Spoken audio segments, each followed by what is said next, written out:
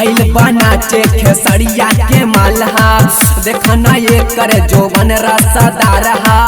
आइल बनाचे पवन सिंह के मालहा देखना ये करे जोबन रसदार हा। देखना ये कर कमर छितरल हा। अरे ये के पटाओ अंकुश राजा के मालहा। अरे ये के पटाओ तो गायक के मालहा।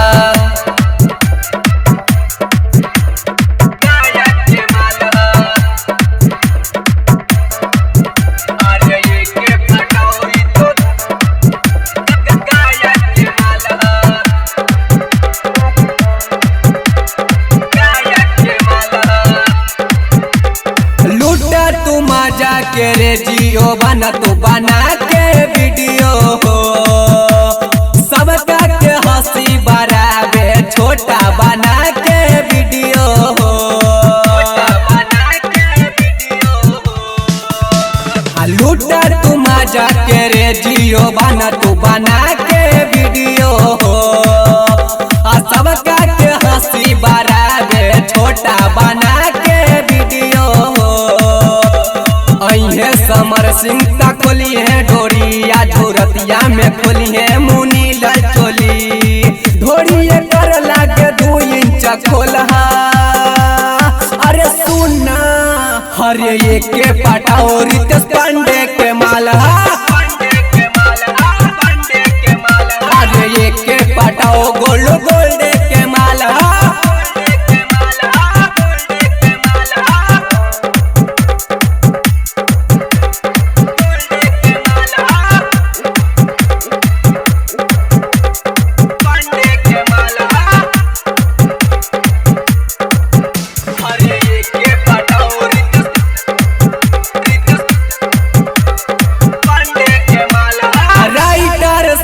सुपार के मजा तू लेला हो। आई तो डीजे सुशीलावा तोहरा मजा न मिली हो। अरे राइटर शेखर सुपार के मजा तू लेला हो। आई तो डीजे सुशीलावा तोहरा मजा न मिली हो।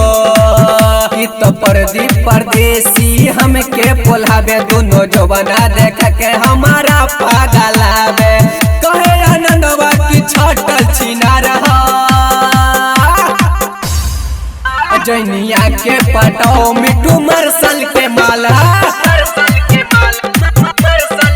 रनिया के पटाओ नीले कमला के मालहा। आइल बनाचे खेसरिया के मालहा देखना ये करे जोबन रसदार हा। आइल बनाचे पवन सिंह के मालहा देखना ये करे जोबन रसदार हा। देखना ये कर कमर छितरल हा। अरे ये के पटाओ अंकुश राजा के मालहा। अरे ये के पटाओ तो गायक के मालहा। Shivangi recording studio Rajgir.